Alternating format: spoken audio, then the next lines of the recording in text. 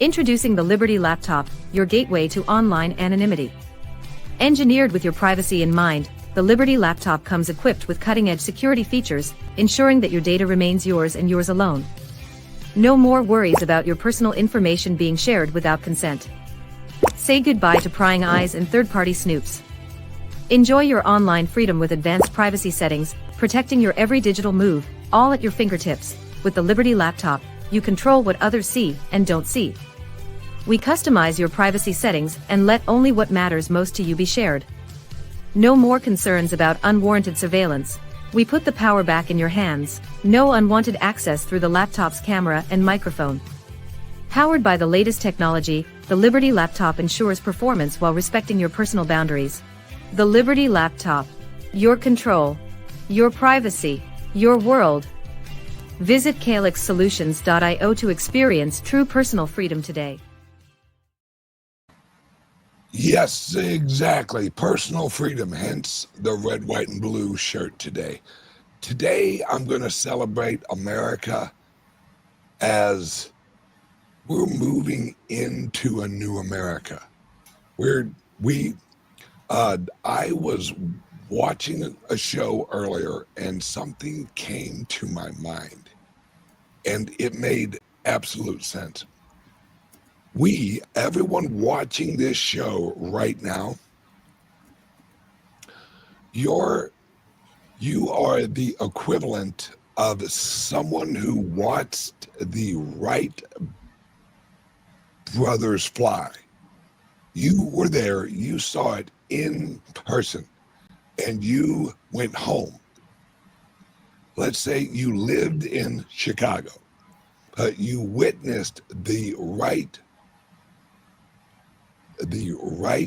brothers flying, and you head home, and you're actually telling everyone, guys, there's going to be airplanes all over the sky. You are going to be able to learn how to fly. You're going to fly up in an airplane, and everyone's looking at you like you've lost your fucking mind. They're like, what? Flying what? But no, what the hell are you talking? I'm not going to be able to fly. We're not going to have airplanes in the sky.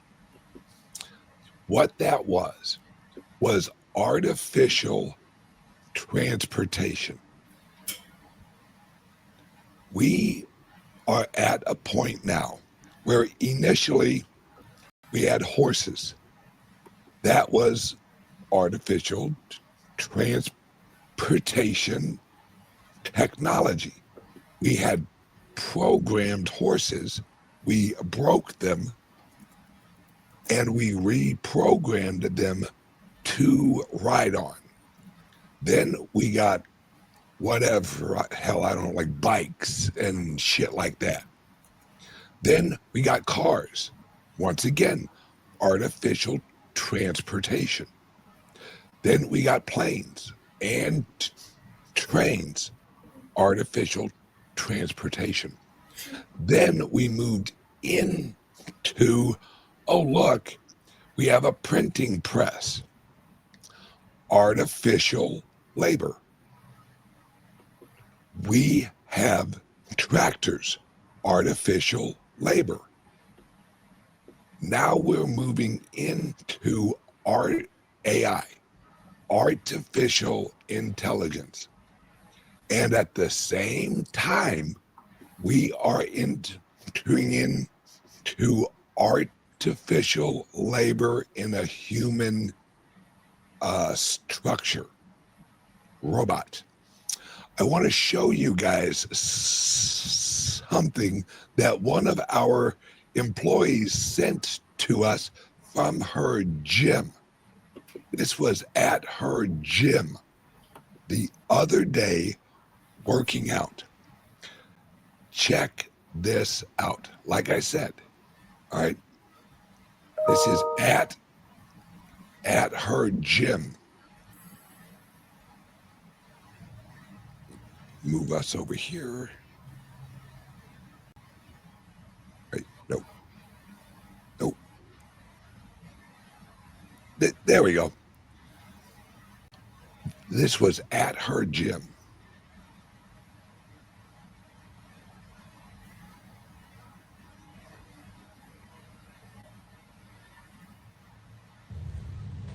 Mike, come this way. Hey, come on. Let's go around the gym. Let me show you around the gym, big guy. I like that chain, boy. You're looking good today. It's a little fella. Hey, good weight.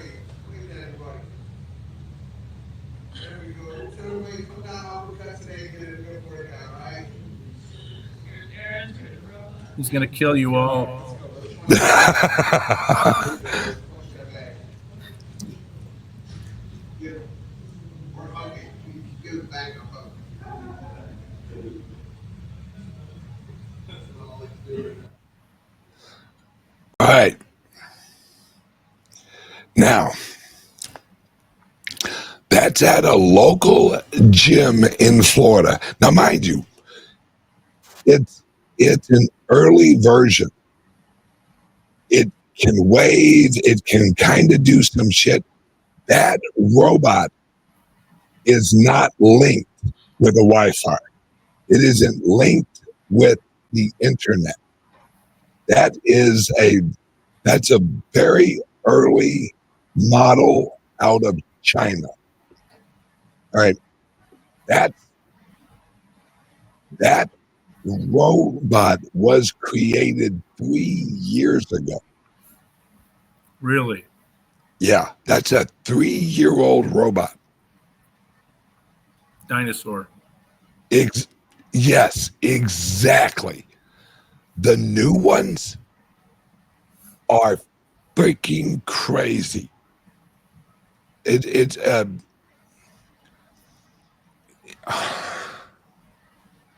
we are at a point in time, and that's why I have said, and I just said, everyone watching this show right now,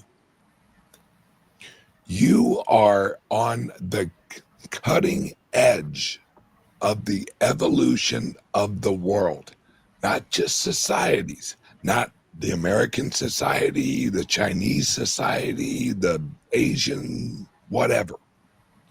The world as a whole is shifting into a completely different place. What you just saw with a robot, a 3-year-old robot,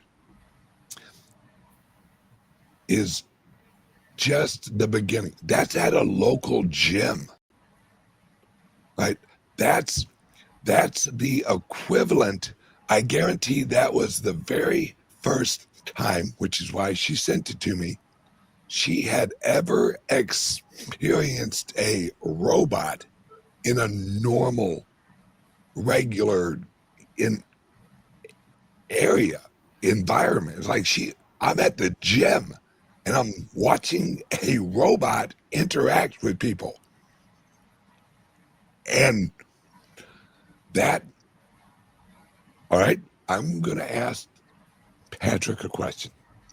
All right, Patrick, when was the first time you ever used a cell phone? Do you remember like what year it was? Yeah, it was 1994, maybe 93.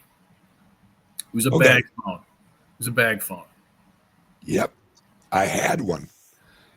It was, if I remember correctly, it was 75 cents a minute. Probably could be something like that. It was only an emergency situation. Yeah.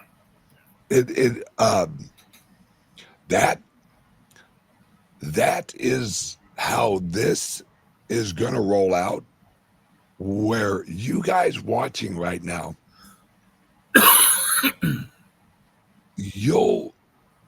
and this is within a year, I guarantee it, within a year, you will interact with a robot in real life.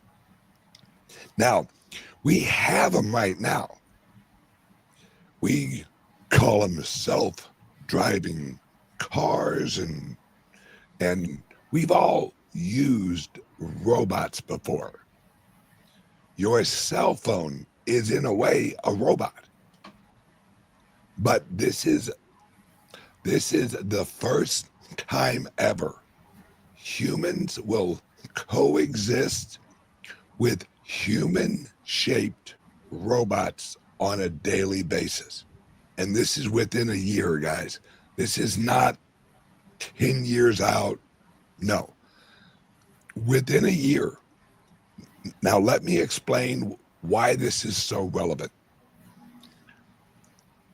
These robots are created with instant knowledge and instant upgrade of knowledge. That means it's the equivalent of if a woman, when she had a child, had a 30-year-old from the beginning. Humans have approximately, let's just use 18 as an example of an adult. It takes a human 18 years to learn its environment enough where we claim it's an adult. These robots, as soon as they're switched on, as soon as they have their level of consciousness, they are fully synced with the AI and human common knowledge instantly. So basically, we are about to increase the population of labor and intelligence instantly. There's no longer a human 18-year learning curve. So as we have these androids and robots and shit like that interacting with us, they're replacing human action without having to grow a human.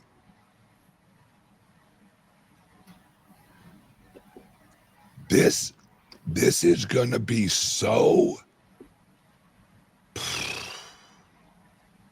a shock to the economy of the world, because we have lived on what we call generational waves. That we have Gen Z, we have blah, blah, we have Gen X, or what the fuck ever generation you are. Actually, I think Patrick is actually Generation Omega, because he's like the original one. But you see what I'm saying, though? Yeah. We no longer have generational cycles that will push humans forward in a generational wave. Now, as soon as you switch on a robot, it doesn't have an 18-year lag of a generation to actually catch up. It is instantly linked with the most current knowledge at that moment. Right. Right. I have one for you. I'm going to share this. I'm going to share this. Absolutely, please do. Here's a robot that's been created by John Deere. I think you sent this to me, didn't you? I did. Juan Deere 3000. Yeah. Juan Deere 3000. Yeah. It's I don't think people are ready for how quickly No, this is going to move. no, no, What no. are you seeing? What are your thoughts? I mean, you were around when we first really utilized, I think it was actually fire, wasn't it? Weren't you like one of the originals who said, "Hey, we can warm ourselves with this flame of God"? I don't. Yeah, yeah. Quest for Fire was a great film, by the way, documentary. Um, yeah, I remember that. I was uh, I was working the boom mic when that documentary.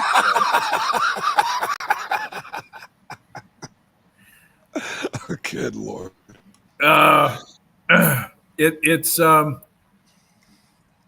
don't think people are ready for this. I really don't. Um, as a matter of fact, I know they aren't ready for this. Um, yeah, and I think that's going to be the biggest issue for deploying these is the unwillingness for consumers to accept these as being in your face and right there. Some of us are probably going to go off grid and dig moats around our property, and they'll just be Juan Deere 3000 and a bunch of others trapped in this moat that they can't get out of. Um, and then other folks are going to be forced to deal with it. And you're right about the cars. I mean, there's that part of it. Now, it's one thing to have this car show up. It's another thing to have a robot get out of it, and have the robots deliver the goods.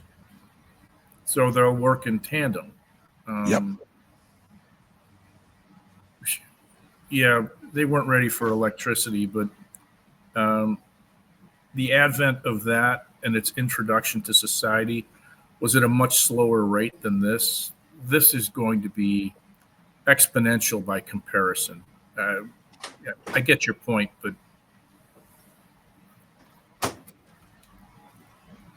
I'm dismissing it. So Yeah,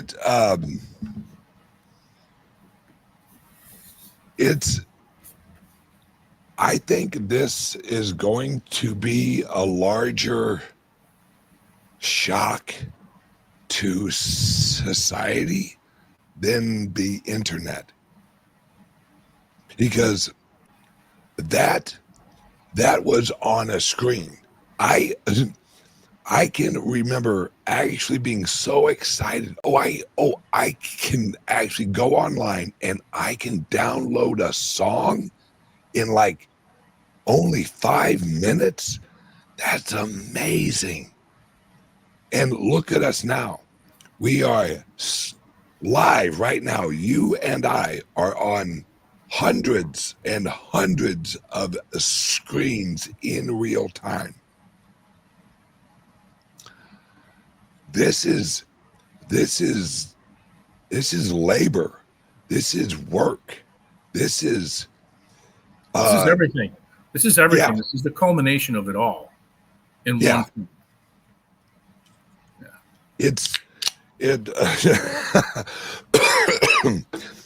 As I watched this, for some reason, what really popped in my head was Tower of what do you call it? Tower of Babel. Right. And I thought, we're getting kind of high. Yeah.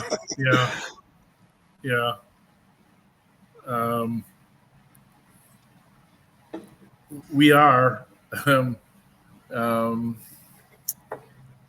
I this is going to have a severe impact on mental health. Oh, you are absolutely right. Absolutely right. Would you elaborate on how you think this is really going to screw with everyone's head? Well, I think, and there's a number of points along the continuum of mental health where this is going to be problematic. I mean, we're going to have folks who are dealing with self-esteem issues. We're going to have folks who are dealing with I'm not good enough issues. We're going to have people that are contending with I can't find a job. I'm not skilled. I mean, just the shortcomings. And these things are going to be inserted into places where they don't need to be. Like a gym? Well, I think that was novelty. That was novelty. But there's going to be places where people are going to use them, and they're ineffective. They're overwrought in terms of what they're delivering. But I think from a mental health perspective, we as a species see ourselves as being in the top of the food chain. And now anybody who's dealing with an eggshell ego or id is going to find themselves going, oh, holy crap. Now robots are at the top of the food chain. Well, somebody's got to fix them. But somebody's got to program them. It's not like other programs. You're only as good as the programming and the data that it's drawing from. I would argue that that AI right now is actually writing the programs for AI. Oh, I believe that's what's going on. We've talked about AI teaching AI. Yeah. But here's the thing, and this is a great point that's made in the comments about robots arguing with each other about who's going to move out of the way. What's protocol of dominance? That's a great question. How I look at this is these are early humans. This is absolutely how I look at this. Humans work on other humans. We actually call them surgeons. Robots will work on robots and humans. Because if you haven't seen Elon Musk's new robot, its hands are fucking incredible. And I know this sounds very simple, it can actually pick up a needle off the floor. Now that sounds very simple. Well, it's just a needle. The senses it has to have to recognize it has the needle. And that is only a human. Oh yeah, we got them rolling off here in the Pepe had a great point. AI will be granted rights. I mean, they're already talking about animals getting rights. Well, over in Indonesia, I think it was, they have the first robot citizen.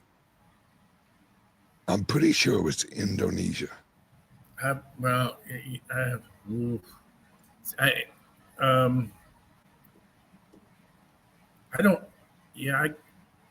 to have a problem with Indonesia doing that. Yeah, I don't know that it was Indonesia, but it's someplace over there. Okay. Yeah, it isn't in America. Right. And I think it's somewhere around there. Actually, it may have been Saudi Arabia. Well, even so. Or in Albania. That wouldn't surprise me. That would not surprise me. This is the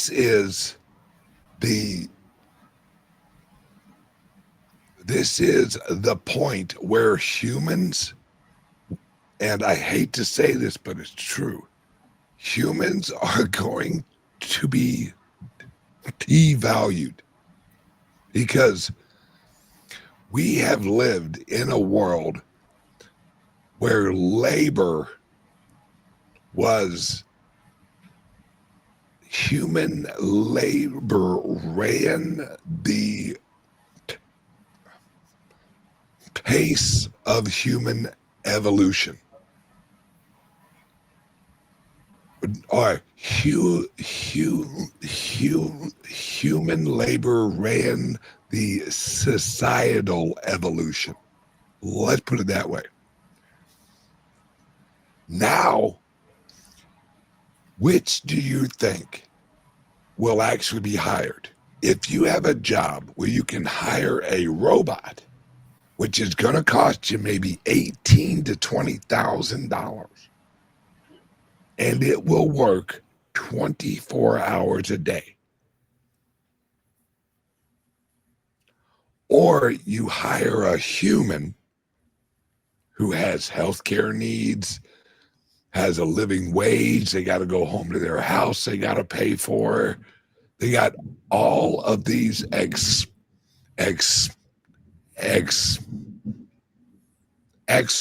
prices that come with them. It isn't just labor cost, it's healthcare, taxes, all of this. That economically, here's a great example. Amazon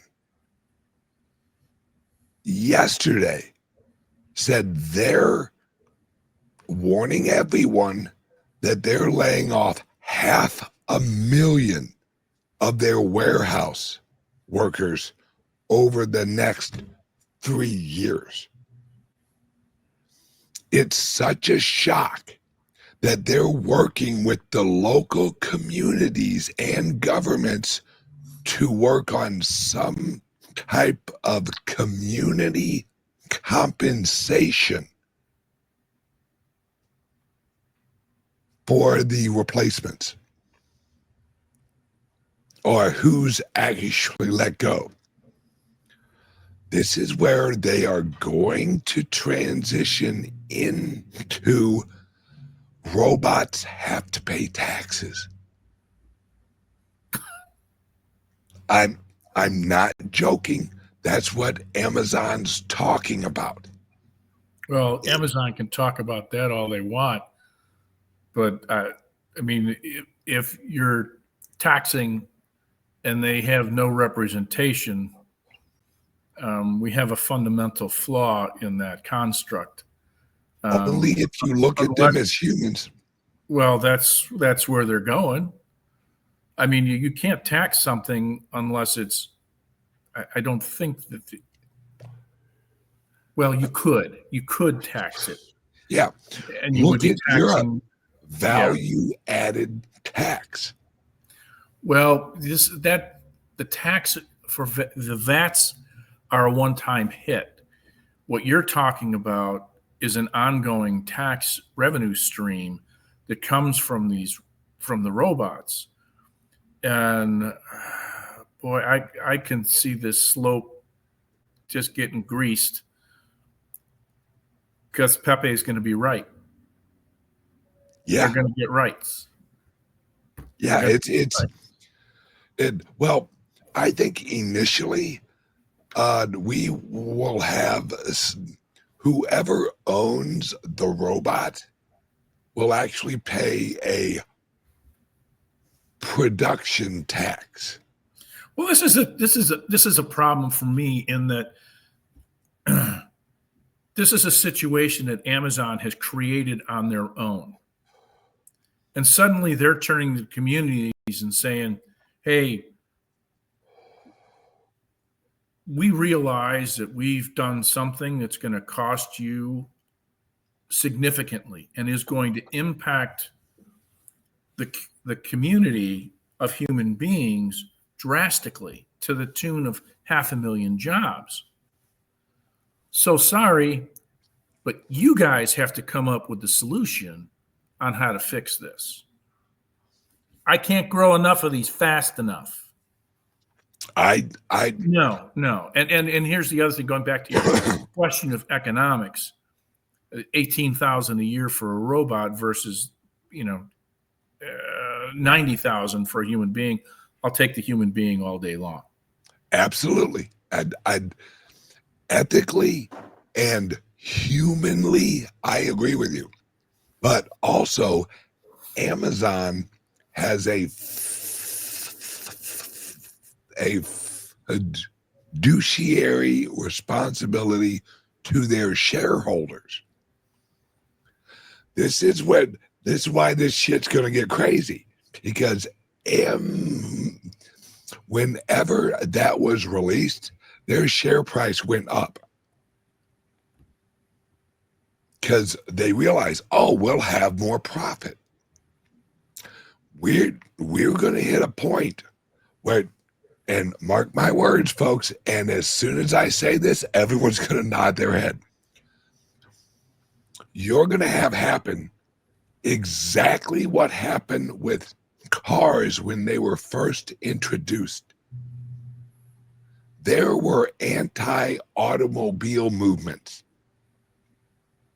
which if they saw a car, they would hurt it or wreck it or somehow, saying these aren't welcome. We're going to see, and this is going to sound weird saying it, we are going to see violence against robots. Yeah, well, yeah, we are, but by the same token, you're going to get busted because the data stream is immediate, and it's going to have a 360 camera. You're going to be identified. Yep. And your cell phone is going to be pinged, and you're not going to get away with it. The other thing is really we start taking it out on the producers. Amazon gets boycotted. We just don't buy from them. We buy from other people. We buy from folks that aren't employing robots on a mass scale to the level that they create unemployment.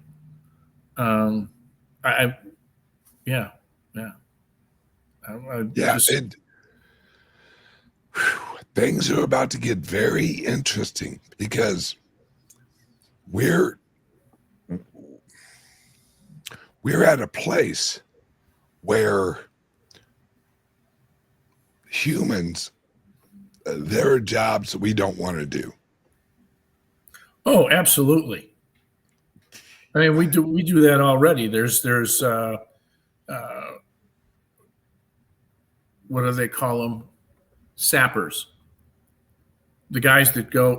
Sappers is it's a unit in the Army, an engineering unit, and they're the guys that bomb detonation. Oh yeah, they handle IEDs. They're already using those. Military and law enforcement have them. You bet. Blow that robot up all day long. Yeah. Let Billy go home. Yeah. I can remember my grandfather explaining how lazy humans are, because and his example, this will show his age. His example was an oven or whatever you call it,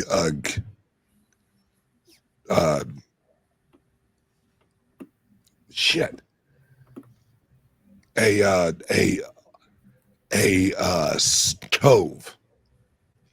He's like, in the old days, you had to go cut wood. You had to make the fire. You had this whole job. And now you walk over and you flick a switch, and voila, you have the fire on a thing that you can cook it right there. And he used that example as humans are just, we evolve with shit we don't want to do anymore. Like, you don't want to cut wood every time you want to eat, or you don't want to cut wood and have a fucking pile of it in your house where you have to head out and grab wood and actually cook. Well, we're at that point now where, and I hate to say this, but I've seen examples in real life. There's a lot of humans that are just flat out not mentally capable of operating in society. I mean, and I swung over to grab lunch at a McDonald's. The lady, the young woman, I'd say she was maybe 22, maybe 23, was so incompetent that she literally had to swing the thing around and ask, is this right? I think I've done this right. And she's asking the customer, have I put in the order right? And that whole exchange opened my mind to, oh God, we're fucked. Because it took that. Well, I knew it. I just didn't want to admit it until then. and what I noticed was it isn't that she was retarded. She had nothing physically wrong with her.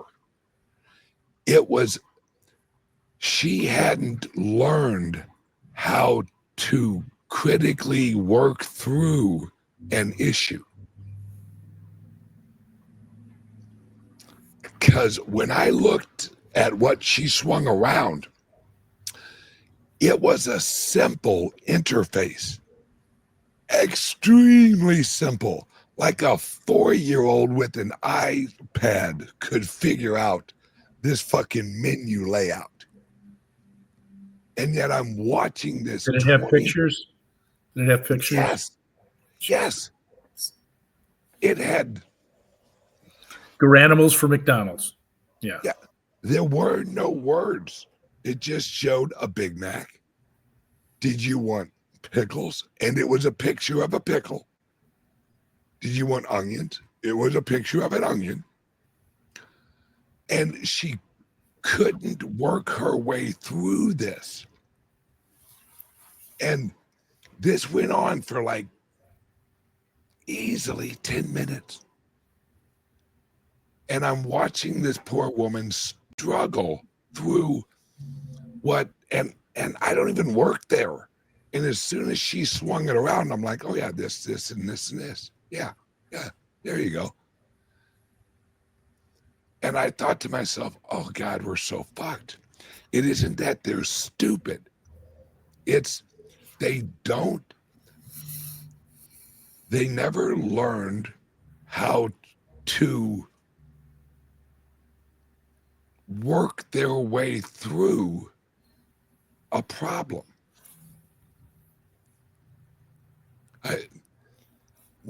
If you're an employee of a restaurant and you have to ask the customer, hey, can you look at this and see if I'm doing this right?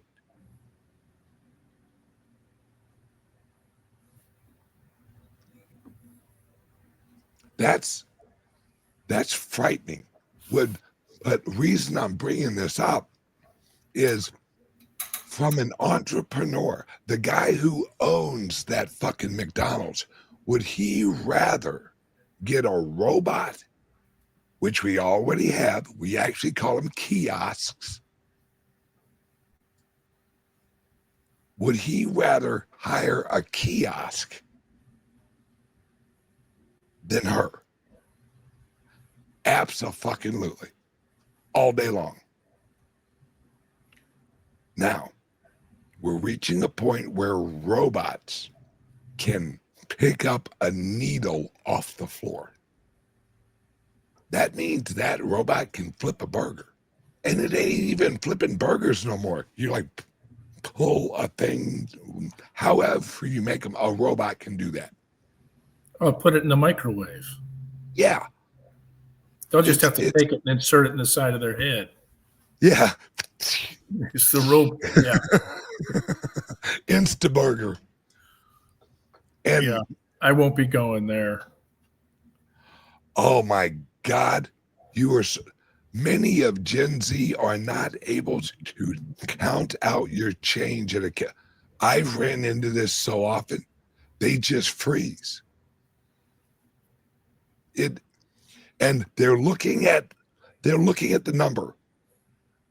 You owe them $9.37. And they're like, I'm gonna take a 5. I went through one. Yeah. I went through one the other day and it was $8.04 was the cost. So I gave her $10.04, thinking I'll get 2 singles back. I could see she locked up. And then I hear change. And I'm going, what the heck's going on here? She reaches out and says, I have to give you 8 quarters because I don't have any $2 bills. I said, no, that's not going to happen. So I pulled 3 ones out and I gave them to her. And I said, give me a 5 back. You were toast. And she just, it just flashed over. I said, listen to me. You have $2 in your hand. Here's $3. Give me a $5 bill. I know you have that in the register. Do you have a $5 bill? I do. I said, does the math make sense? $2 and change, 3 singles. 2 and 3 makes 5, right? Yes. I said, grab the 5 and give it to me. And she was like dumbfounded. And I said, you cannot dump 8 quarters in somebody's hand and say, too bad, this is what you get. That's crappy customer service. So anyway, yeah. But we go back further. Joe had said it and Bobby said it. They just can't count. They can't. Mine could at least count. Yes. I had that chimp had been trained. Yeah. You pay peanuts, you get monkeys. Yeah, it's weird. And I don't know if you've looked at college enrollment this year.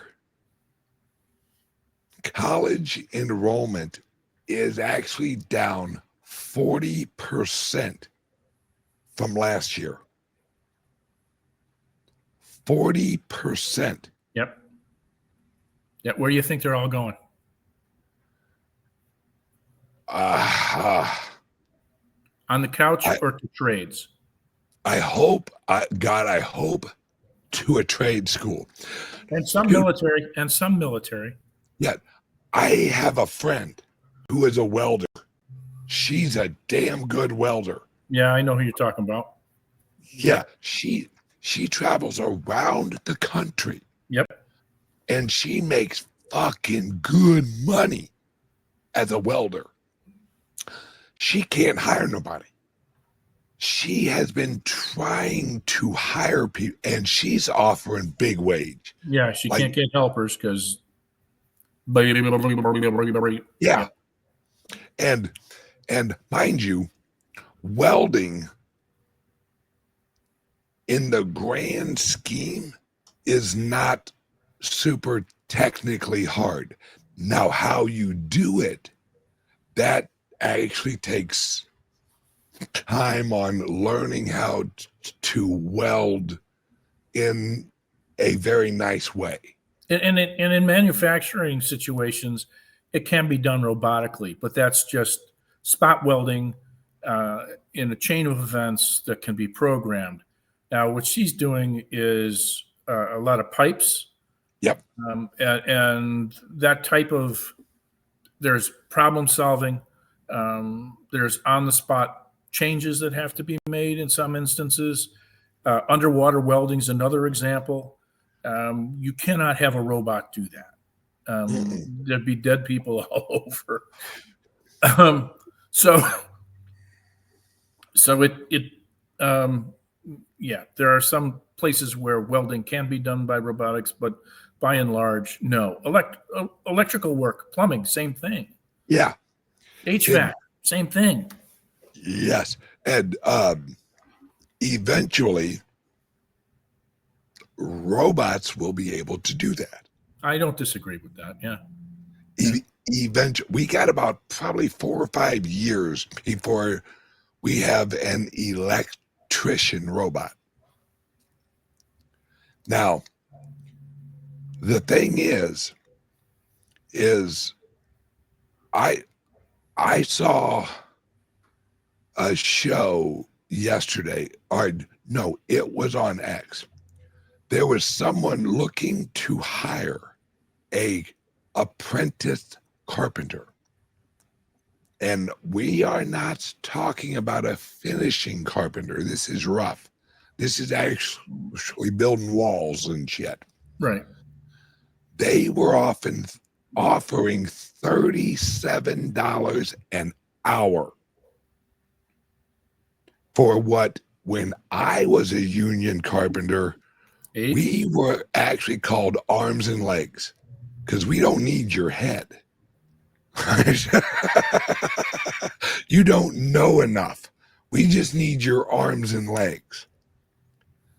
And they're offering I'm pretty sure it was $37 an hour for someone who could just swing a hammer. That's showing my age.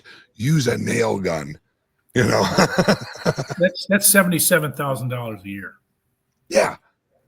When I was a union carpenter, I think when I left, I was making $24.88 an hour, which was good money.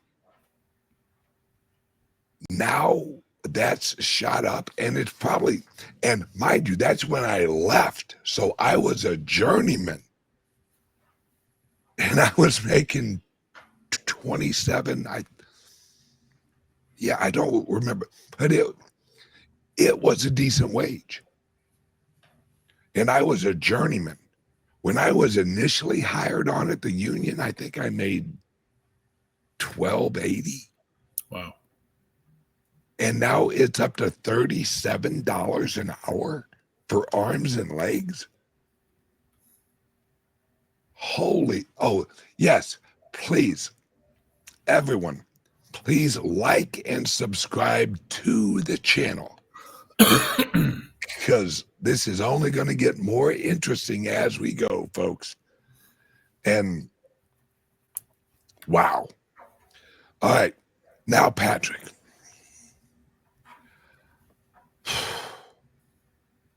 if you were in charge of America and they said, all right, we have these robots rolling out, we have AI rolling out in a big way, how do you think we should do this? What would you do?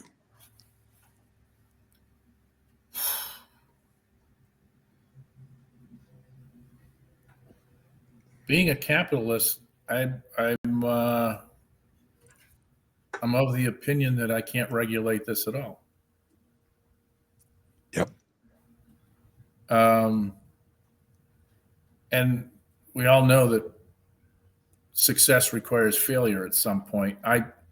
Somebody in the chat had a pretty good comment, and that's that at some point we can find ourselves being bored with AI. The notion that it's going to be all pervasive and everywhere, I think is an extreme. It's going to present its shortcomings. It's going to present instances where it can't be used. It could be used, but is it necessarily going to be any more effective than the decision making that we have today? Probably not. So it's going to find, through the process of just complete inundation of AI, it's going to find its watermark. And the same thing holds true of robots. I think we just let the market dictate where these things end up finding their viable spot. And that's all we can do. Along the way, there's going to be a lot of disasters. There's going to be a lot of companies that file Chapter 7s because an 11 is going to be unwarranted. They're just going to go right out of business. It's going to take some bodies with it. So, and I hope not, but we could see some things come from the robots themselves that are catastrophic. I would agree with that. All right, we are going to watch a little clip here because I really want people to realize how close we are. Because as this happens, I don't want anybody who watches our show, I don't want them surprised. Here we go. Elon Musk doesn't hype lightly, but with the Tesla Bot Gen 3, he's saying the quiet part out loud, that this could matter even more than Tesla's cars. What was once a clunky prototype is now a humanoid machine walking, working, and aiming for mass production by late 2025. Musk calls it a turning point, a moment where Tesla steps beyond cars into the future of work, industry, and even the global economy. You said recently tens of billions of robots, but that's decades away. At least 1 decade away. It's got to be more than that. It's going to grow very fast. Why do you think that?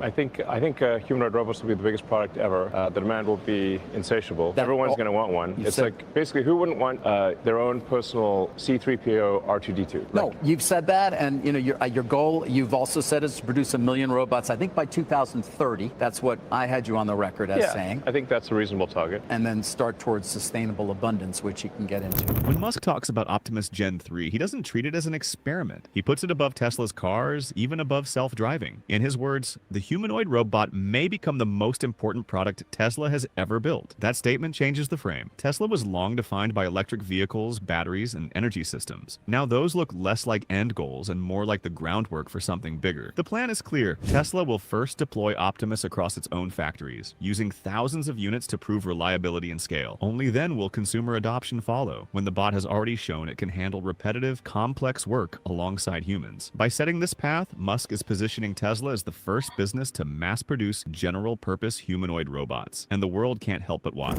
Gen 3 is a clear leap forward. At 121 pounds, it's lighter than its predecessor, giving it natural balance and smoother mobility. Standing around 5 feet 11 inches, it fits right into human-scale environments, and its sleeker proportions make it feel more like us. The hands now have 11 degrees of freedom, capable of delicate tasks, from picking up coins to handling fragile objects. The feet are articulated so it can bend, squat, and recover from pushes while moving on uneven surfaces. Even the exterior reflects careful thought. Lightweight materials and better weight distribution make it faster and more stable. The face has a display panel to make interaction easier and more natural. Every design choice is tied to function. Musk and his engineers want more than aesthetics alone. Each change enables Optimus Gen 3 to move, lift, and respond with a precision that Gen 2 could only hint at. These upgrades set the stage for performance. Design lays the groundwork, but movement brings Optimus to life. Walking speed remains modest, around 5 miles per hour, but the gait is smoother, more human-like, and far more reliable than Gen 2. Each movement is guided by a combination of lightweight materials, articulated joints, and refined weight distribution. Demonstrations from 2025 show the bot performing tasks that were once thought difficult for a humanoid, picking up and sorting objects, folding a shirt, or delicately handling eggs without cracking them. These are practical lessons in how the robot adapts to real-world interactions. Each upgrade may seem small, but they add up. Changes in foot articulation, hand dexterity, and structural control weight allow Optimus to interact with its environment in ways that feel natural rather than mechanical. With these capabilities in place, the stage is set for the next layer, the brain behind the motion. To understand what makes Gen 3 act and adapt, we need to look at the AI guiding every step and adjustment. Optimus runs on Tesla's full self-driving architecture, using the same neural networks that guide vehicles on roads worldwide. Cameras, depth sensors, and force detectors in the limbs feed a constant stream of data to a custom Tesla AI chip. Every motion is calculated in real time, letting the bot adapt if a table is off-center or an object is fragile. Learning is also built in. Optimus no longer just repeats tasks. It stores them, refines them, and applies lessons across different jobs. It even draws insight from Tesla's fleet of cars, turning experience into generalized skill. Autonomy is a core feature. The bot can follow voice commands, act independently, and choose the best sequence of actions without step-by-step programming. Musk describes it as a general-purpose worker, capable of learning on the fly rather than being limited to a single function. With this foundation, Gen 3 begins to feel less like a machine and more like a system capable of adapting, thinking, and acting in human spaces. The next challenge is sustaining that intelligence for extended periods, which brings us to battery, efficiency, and operational endurance. Autonomy and motion need power, and Gen 3 delivers. Its custom 2.3 kilowatt-hour battery provides around 8 hours of continuous operation, enough for a full workday in a factory or home. Now, efficiency goes beyond raw battery size. Lightweight materials, smarter weight distribution,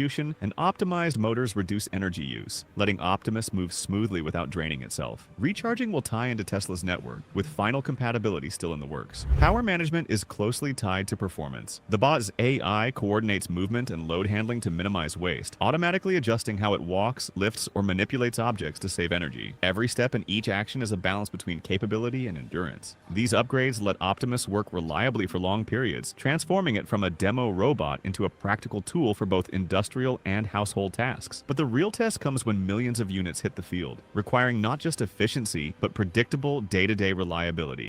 That challenge leads straight into its real-world applications and use cases.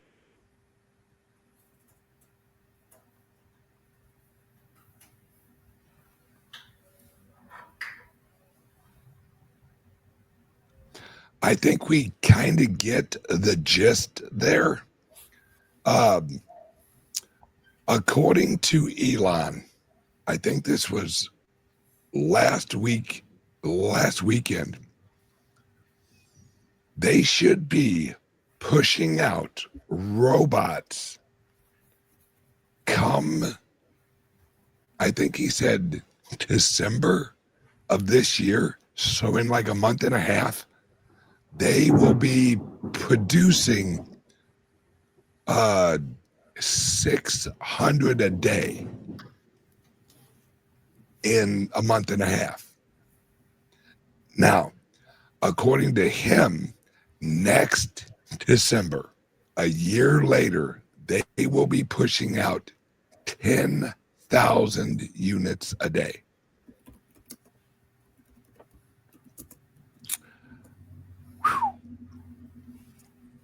This is going to move quick. Guys, it's October. We're like 2.5 months away, not even 2.5 months away from the end of this year. How quick is that year going to go? Very quickly. And we are going to see it in our daily lives. All right, go ahead, Patrick. I know you got something to say. Well, you can build them. I just don't know how many people are going to be buying them, and I don't know what the cost, what the price point is. Let me answer that for you. They already have 600,000 pre-orders. Okay. And that was not public able to buy it. This is just warehouses and Amazon and all of, right? Understand. And you're going to hit a saturation point early where anybody who wants one or needs one gets one. Yep. And then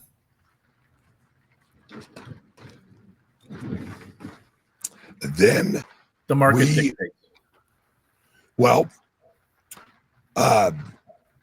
that's true. It's just we're going to reach a point where there's general use robots for every job humans have ever done. Which means, and Elon has said, within about 10 years, we'll have more robots than humans. I mean, I think he's including cars in that number. So I don't know. I'm just curious what the world looks like when there's just or close to just as many robots as humans. Well, right. But you're also going to find infrastructure issues to support that. We don't have the power grid that we need now. So how are we going to gen up these batteries for all of these robots that are going to be online? Solar panels on the top of their heads. I did like that one robot they had in there, though. It looked like he had a toupee. I mean, it was just a red comb over. Yeah, and I think initially, while they look like robots, I think it's going to be really odd, like seeing them and, oh, look, a robot. Pretty soon, you're going to be able to order your robot to look the way you want it to look. I want a blonde. I want her about 5'9", about 5'10", whatever. And blah, blah, blah. I want her to have boobs and all this other stuff. That's coming. We had open. Yeah. We had OpenAI announce last week that they're allowing OpenAI to generate adult content. Well, I'm not surprised. Yeah, it's AI porn. We're going into, so what happens to all of the actresses in the porn business?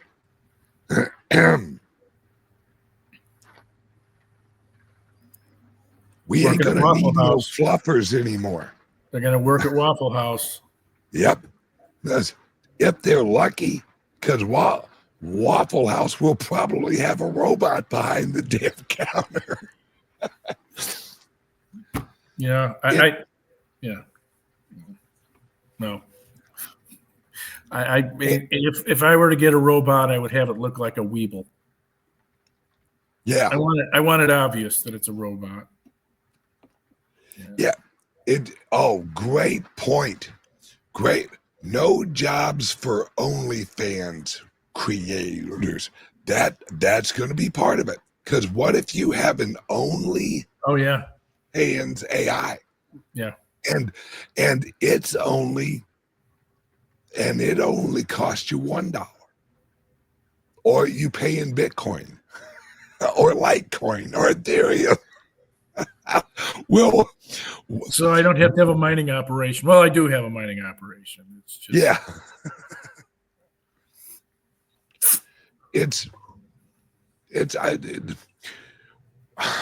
what is real anymore? What actually makes humans unique in the physical world anymore? And this is why I think more and more people, if you've seen the number of people who are going to church again, yes, it's up and to the right. Because I think people are realizing and they're starting to feel this physical world is an issue. Well, and this is what I was getting at when I was talking about the mental health issues that are going to come from this. This is what I was talking about. And if you think it's we see an increase in churches now, or religious people choosing a religious path now. Just wait until we start seeing robots walking on the street. Yep. Yeah. I watched I watched a woman on I guess it was X. She was ranting that women need to realize that AI and robots and all of this is going to be a problem for women. And she was stone cold honest. She was like, y'all realize we're about to get replaced, right? Because all of the emotional things you have to deal with women, and I'm generalizing this, she's like, that all goes away. What happens when a guy can actually buy a $20,000 robot that will do all the things you do, including sexually, and it don't talk back. It doesn't yell at you. It doesn't complain. It doesn't want a bigger house. It doesn't want all this extra shit. And her rant, I gotta find that and I gotta repost that, because it's what she said was true. And she made a forecast. She's like, you're gonna see women look for weak men. Oh, they already are. Oh yeah, yeah. And she's like, they are gonna try and lock them down with a baby. And I'm sitting there thinking, where the fuck have you been? You know? That's been happening for years. Oh yeah. Oh yeah. Yeah. Yeah, it's and I hate to say it. You're right. Western women, I don't know if they're done, but they definitely have issues. And it's so crazy where we're at, because it's almost removing humans as anything of value, you know. And on the other side, why would a woman want a man? I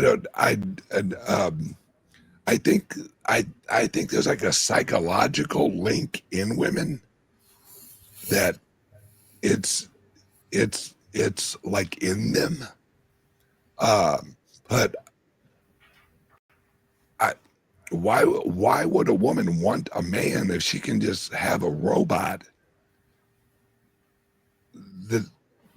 I got a great joke on the tip of my tongue. No. Discretion You can yell at a robot. Discretion is the better part of valor. You are right. There is a natural propensity for women to be drawn to men. It's part of the species call of the wild, if you will. And I have to think that the concept of the robot as a companion is beyond icky. Oh, I agree. And if nothing else, we will see an increase in religious paths and celibacy coming our way. Not that we shouldn't have had that a long time ago, because I'm all for setting up GoFundMe pages for vasectomies. There's a lot of guys out there that should be shooting blanks because they're not doing anything to improve the human race. Yeah. Hey, Magic Mike, he says, I was yelling in a hospital, where did they put their cross at? And why don't they support God in hospitals? Brother, when I was younger, every hospital, hell, every room had a cross on the wall. Yeah. And hotels. Gideon's Bible in every drawer. Yeah, I was at a hotel, and I think it was here in Vegas. And I looked for the Bible, wasn't there. And I'm like, Yeah. Yeah. And in some regions, you'll find Gideon's Bible and you'll find the Book of Mormon. Yeah. Yeah. It's we're reaching in, because I think, and we'll wrap this up. We've been going for an hour and 10 minutes, but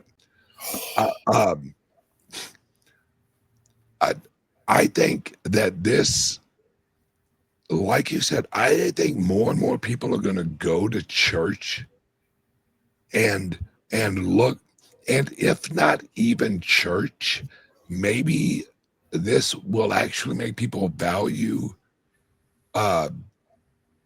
human soul or human energy or human existence. Just humanity itself. Yeah. Yeah. Yeah. Because it's we're, God, this is going to sound bad. We're at a point right now where if you see a horse, you're like, oh, look, a horse. Oh, wow. And it's like something special. Guys, 100 and something years ago, a horse, if you didn't see a horse, it was weird. Well, eventually, we're going to have so many robots that seeing a human and interacting with them is going to feel different than it does now. It's like you're going to look at him and go, oh, my tribe. It's my people. It's a person. And I think that uniqueness of humanity is going to really grow out of this, because just like when you see a horse now, you get excited because you're like, oh, you don't see those every day. Yeah, but then I go into McDonald's and I find a girl that asks, is this the way that this order should be? Yeah. I honestly believe the intelligence of people is going to fall. It's already falling. Oh. But I think that people our age we're going to appreciate them not for their intelligence, but for their humanity. Our age? Wait. When I say our, I mean me and most of the people in the chat room. Oh, okay. You know, I really do think humans are going to value humans more. Once we get over the shock of the economic change. Yeah, that's funny. Humans in the zoo with robots watching us and feeding us French fries. We are the new gorilla. We are the new orangutan. Yeah. Yeah, it's weird because eventually robots will actually be as common as a fucking calculator. And humans will have no longer remembered how to do some of the jobs that the robots are doing. Just like a calculator. I can't remember the last time I actually broke out a piece of paper and went, all right, 89 divided by 10,753. You know? And that is going to be where we live. Just an example. I was hungry, so I got on DoorDash. Not only did I not have to cook it, I didn't have to get off my ass, which is not so fat no more. It's just a back with a crack in it. Yeah. All right, Patrick, we have our show here in about 45 minutes. Could you let everyone know where they can get our laptops and where they can watch our show here in about 45 minutes and what you're going to be talking about on the show? Sure. Laptops are at calixsolutions.io. You'll see crypto laptops and Liberty laptops next to it at the nav bar at the top. If you have one and have not subscribed to the show, you can do that going into the portal. Go into the portal, access that. You'll find something called Calix Cyber Suites. And in there, you can get a subscription. We'll send you a link every week for the show. And there's an archive there that will allow you to look at all the previous shows. Bunch of topics today. The EliPal hardware wallet has been hacked. Of course it has. Oh, yeah. There's some talk of CZ getting pardoned. The North Korean kids are at it again. And then the U.S. is moving to seize a boatload of Bitcoin from a pig butchering operation. We'll talk about that. And then we have a question about whether or not your AI agent is a ticking time bomb with your data. Ooh. So, we got that going on. So feel free to join us through the subscription. And if you need a laptop, contact us. We'll be glad to talk to you about that. We do customs as well. So if you need a desktop built, we can do that according to your specs. So, yeah. Yep.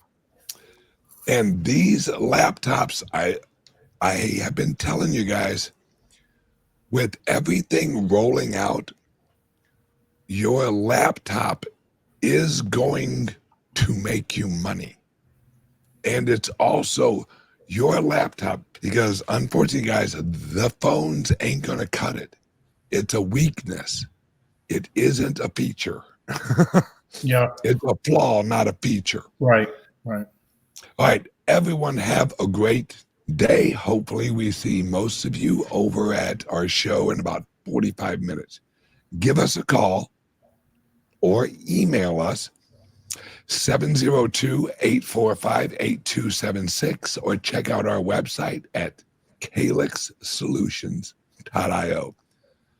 Patrick, I'll see you in a few minutes, brother. Sounds good. Thanks, everybody, for watching. Bye-bye. Introducing the Liberty Laptop, your gateway to online anonymity. Engineered with your privacy in mind, the Liberty Laptop comes equipped with cutting-edge security features, ensuring that your data remains yours and yours alone. No more worries about your personal information being shared without consent. Say goodbye to prying eyes and third-party snoops. Enjoy your online freedom with advanced privacy settings, protecting your every digital move, all at your fingertips. With the Liberty Laptop, you control what others see and don't see. We customize your privacy settings and let only what matters most to you be shared. No more concerns about unwarranted surveillance. We put the power back in your hands. No unwanted access through the laptop's camera and microphone. Powered by the latest technology, the Liberty Laptop ensures performance while respecting your personal boundaries. The Liberty Laptop. Your control. Your privacy. Your world. Visit calixsolutions.io to experience true personal freedom today.